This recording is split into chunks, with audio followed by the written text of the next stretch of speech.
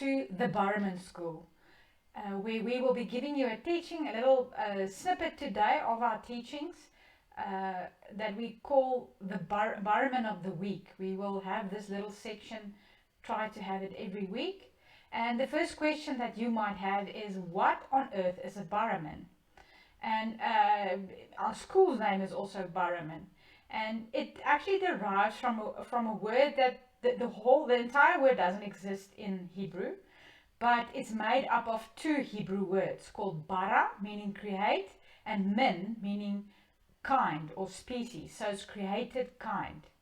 And it is a principle or a term used by creation scientists. So if we look at the scriptures, where does this concept of kind come from?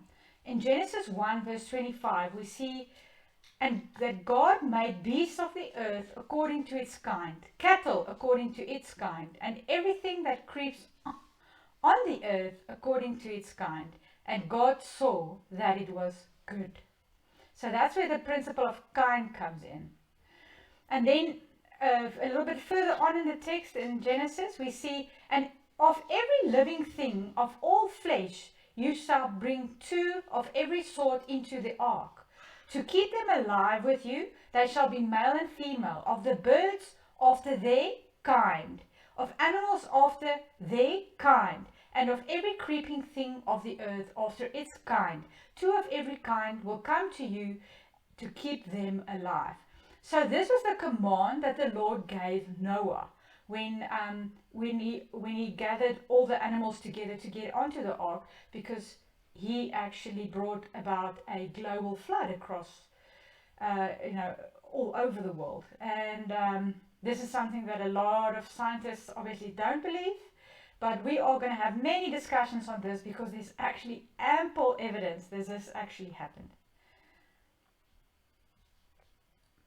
So a sort of definition for Baramin is a group that shares continuity, meaning each member is continuous with at least one other member and is bounded by this continuity.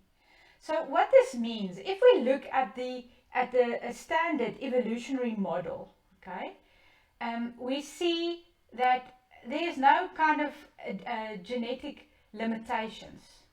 So anything can basically, over time, given the right conditions, become anything else, okay?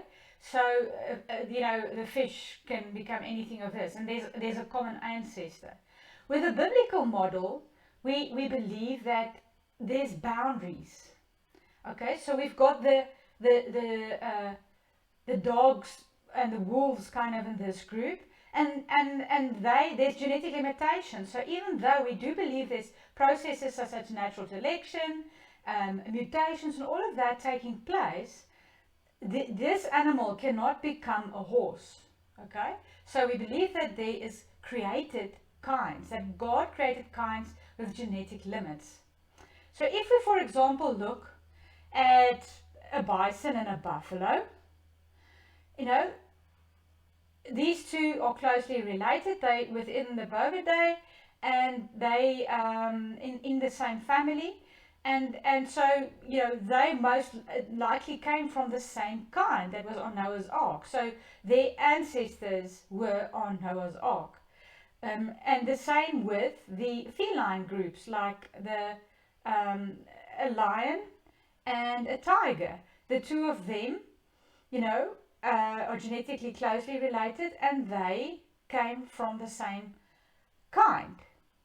And but these two cannot interbreed, and they do not share a common ancestor.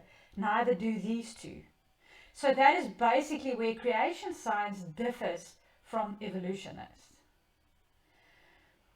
So when we look at it just in terms of what they call the tree of life, you'll see the evolutionists believe in a kind of what we will say almost, if you look here at the bottom, at the Darwinian tree of life. So that there's a common ancestor, and then we start getting diversity, the longer on the time scale, more millions of years, what they believe continue, then there's more and more species, but eventually they all link up to one common ancestor. With what we call Baraminology, we believe that the Lord created these kinds. So there's cats, there's dogs, there's the bovines, there's, it's when you look at the current taxonomic system, it is basically at the family level that it seems to be where the created kinds fall. Then you also get a sort of extreme view, which is essentialism, and that's more like what they call a lawn of life, and that is where people believe that everything we see today was created by God the way it is, which is not true. Then if we look at just on a sort of a time scale, just to get a better idea of it, we see there's two main events from the creationist point of view. We're looking at a 6,000 year timeline from when God created all the animals in that first creation week, and then there was the flood. And that's the scripture I read in the beginning, where the Lord said, take two of each kind into the ark. Okay, so you'll see there the diversity is reduced again because of the flood, and then they started diversifying again.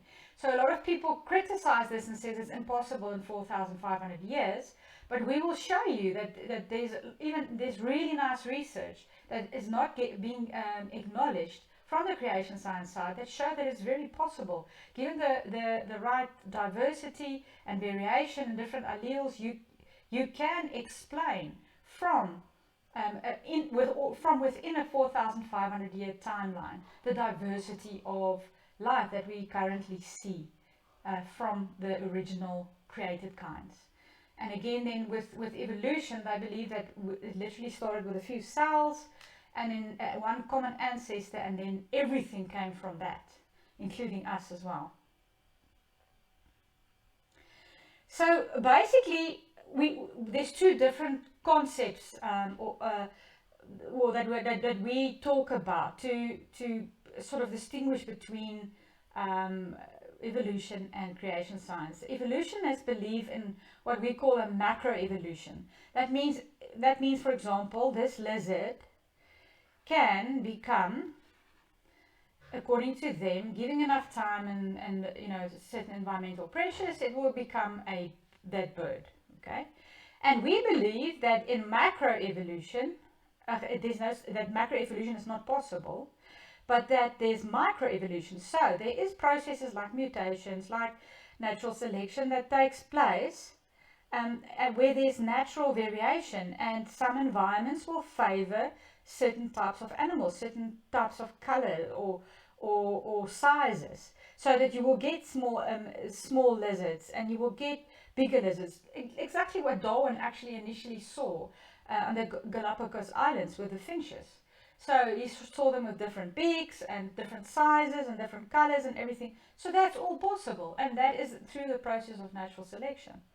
And we do not disagree with that, but we do not believe that everything came from a few thousand, millions and millions of years ago, and that anything can become anything. We believe that God himself created the different kinds.